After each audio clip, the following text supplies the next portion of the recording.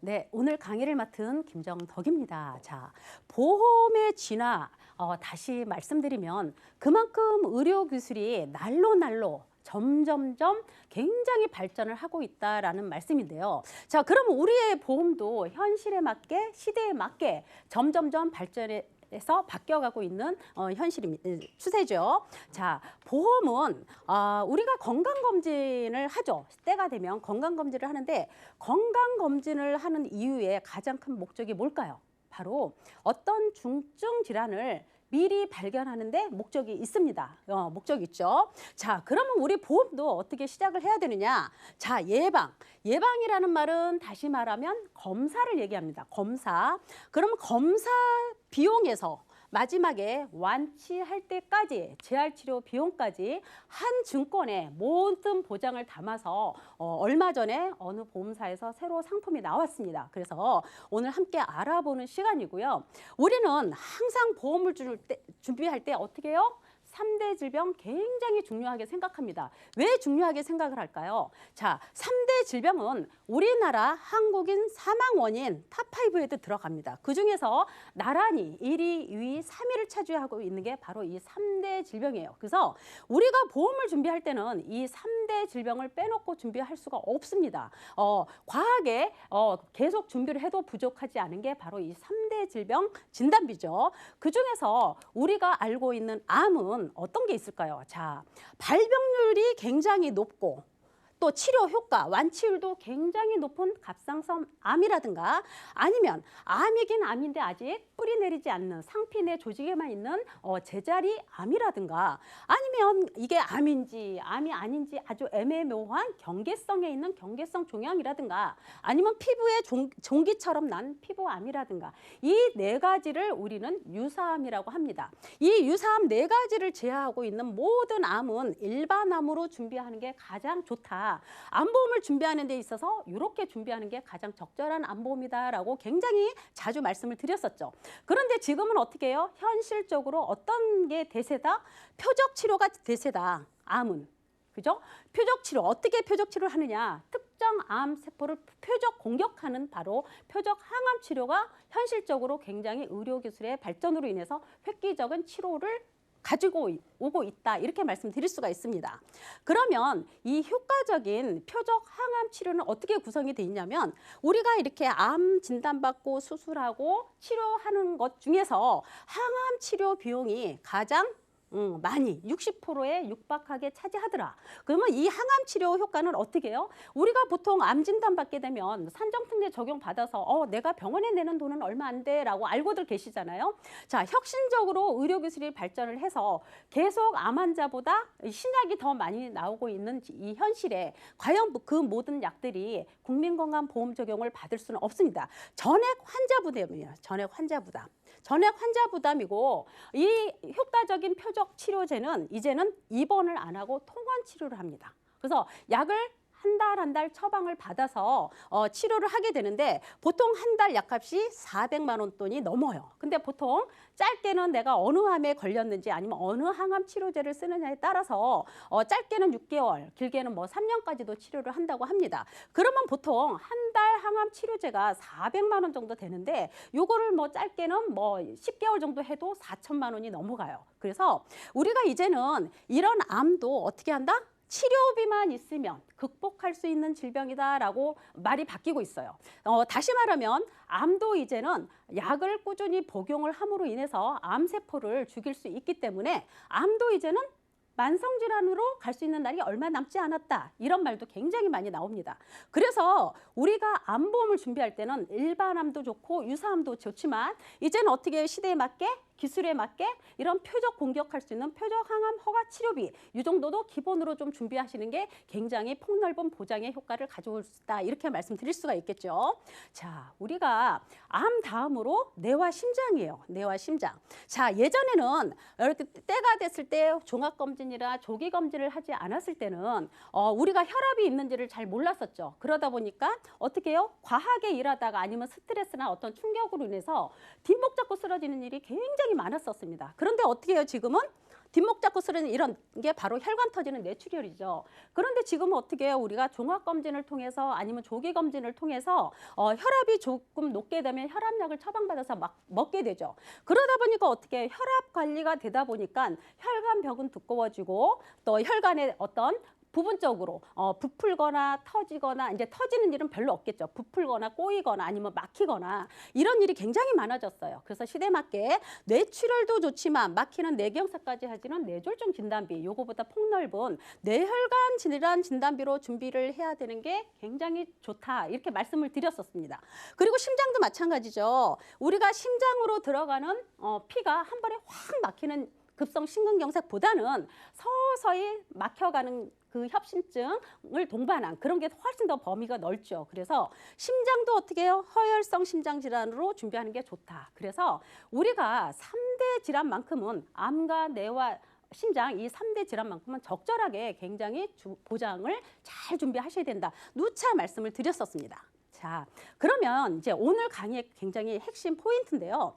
자, 검사부터 재활치료까지 어떻게 보장이 되냐면, 자, MRI나 CT나 페트 그 양전 단층 촬영 이런 검사 비용이 보장이 되고요. 우리가 전조 증상이라고 하는 건 뭐냐면 우리가 중증 질환이 되기 전에 전조 증상 질환이라고 합니다. 전조 증상 질환에 대한 진단비가 나오는 보험은 아직 없었어요. 그래서 이 전조 증상 단계에서도 보장이 되는 부분이 어떤 부분이냐면 일단 혈압, 고혈압 진단비가 여기에 들어가고요. 그다음에 이제 심장염증 관련 질환 진단비가 들어가고요. 아니면 뇌동맥류는 이렇게 뇌가 이렇게 좀 부풀어져 있는 거잖아요. 뇌동맥류 진단비 이런 게 나가고 아니면 뭐 외부 충격으로 인한 뇌 손상 진단비.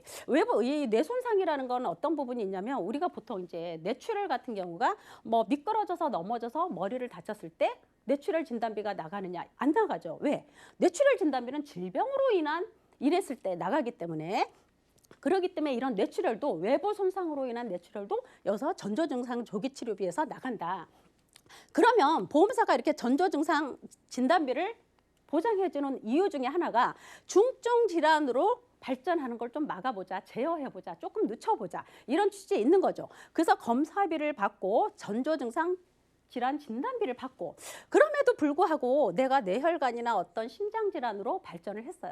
그러면 여기서 또 입원하거나 수술하거나 아니면 진단만 받아도 진단비가 또 보장이 됩니다. 그래서 검사비가 나오고 전조 증상 질환 진단비가 나오고 그리고 뭐 암이나 이대 질환 진단비가 나오고 거기에 대한 수술 보장이 나옵니다.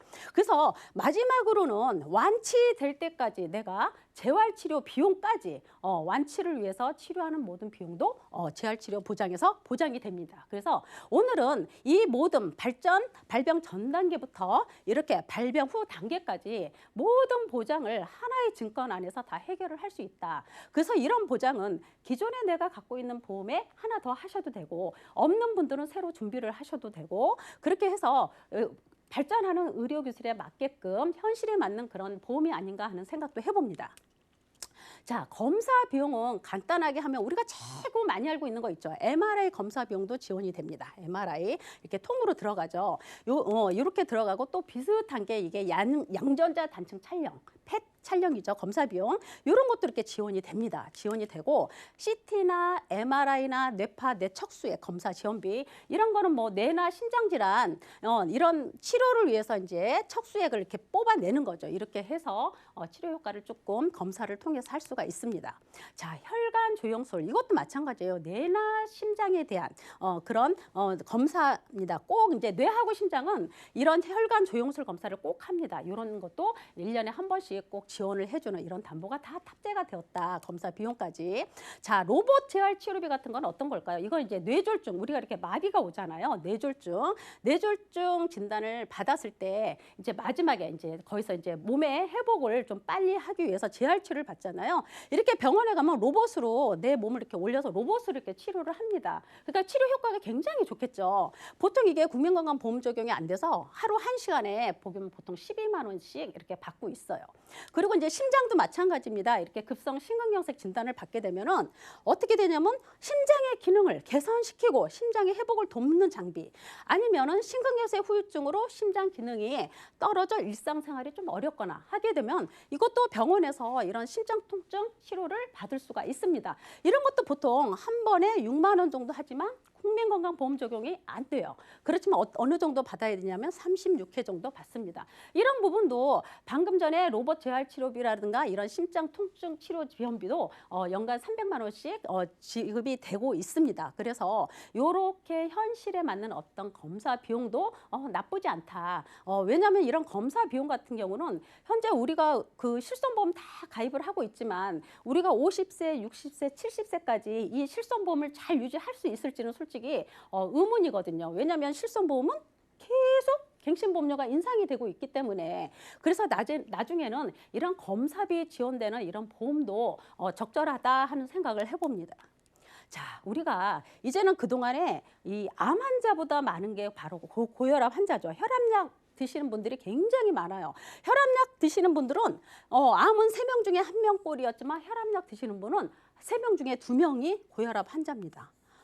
완전히 만성질환의 대표 질환이죠. 어떻게 보면 이 혈압은 소리 없는 살인자, 소리 없는 저승사자, 뭐 굉장히 많은 수식어가 붙을 정도로 이 혈압은 우리의 만성질환입니다. 그래서 이제 혈압 진단을 받아도 솔직히 너무 많기 때문에 진단비를 주는 건 없었지만 이제는 고혈압 진단 받아도 진단비도 나오더라. 그걸로 해서 치료를 충분히 더 받을 수 있다.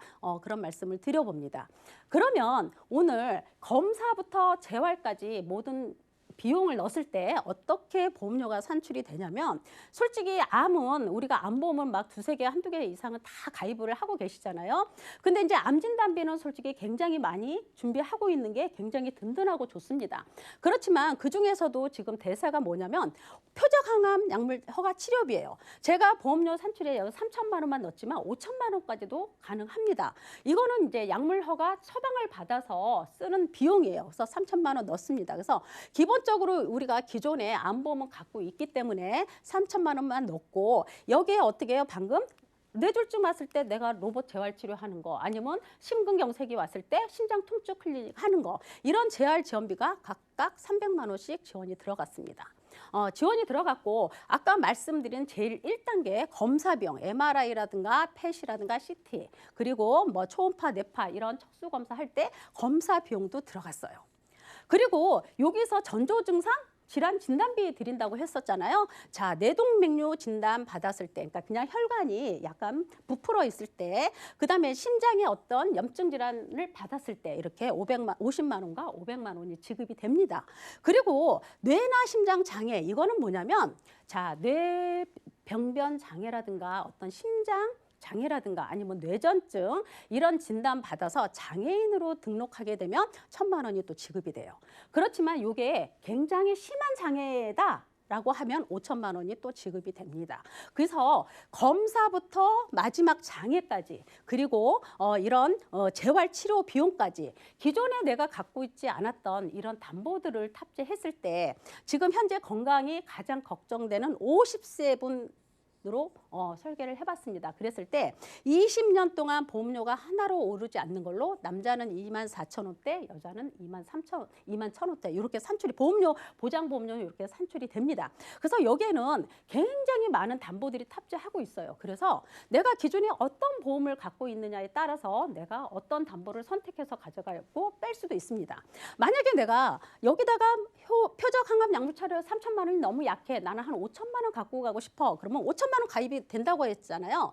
5천만 원 가입을 하게 되면 여기에 어떤 담보가 같이 들어가냐면, 암이나 뇌졸중이나 급성 심근경색 진단을 받았을 때 가사 도우미를 보내줍니다. 보험회사가. 그 담보도 같이 들어갑니다. 그래서 그렇게까지 준비를 하면 굉장히 좀 더 여유롭게 보장을 보실 수가 있겠죠. 그래서 요거는 저렴한 플랜으로 기존에 내가 갖고 있는 보험에 없는 보장을 통해서 이렇게 추가로 준비하는 그런 플랜입니다. 자, 그다음은 표적 항암은 빠질 수가 없어요. 왜냐면 이게 이제 표적 항암 치료 허가 치료비가 나온 지가 얼마 안 됐기 때문에 기존에 내가 안보험 갖고 있는 분들은 이 담보를 꼭 준비를 하셔야 됩니다. 그렇기 때문에 여기도 기본적으로 표적 항암 치료비 넣습니다. 3천만 원 넣고요. 그다음에 아까 말씀드렸듯이 암과 뇌와 심장의 진단비를 구성하는 거는 굉장히 중요하다고 말씀드렸잖아요. 여기에 바로 암 진단비 1,000만 원. 유사암 1,000만 원. 그렇게 되면 암은 어떤 것도 구분하지 않습니다. 암인지 암이 아닌지 애매모호한 것들 구분하지 않는다는 얘기죠. 자, 모든 암에 다 1,000만 원씩 준비가 됐습니다. 그리고 표적 항암 약물 허가 치료비 3천만 원까지 준비했고, 그다음에 뇌출혈이다 뇌졸중 아닌 뇌혈관 진단비로 구성을 했고, 그다음에 또 급성 심근경색을 포함한 100% 보장해주는 허혈성 심장 질환비까지 넣습니다. 그리고 이제 여기 하나 아쉬워서 이 고혈압 치료비가 그동안 없었던 담보잖아요. 그래서 이게 아쉬워서 여기에 고혈압 치료비 진단비까지 넣습니다. 200만 원. 넣었더니 어떻게 해요? 50세 되신 분들 20년 갱신으로 했을 때 남성분 33,000원, 여성분 33,000원. 비슷하죠?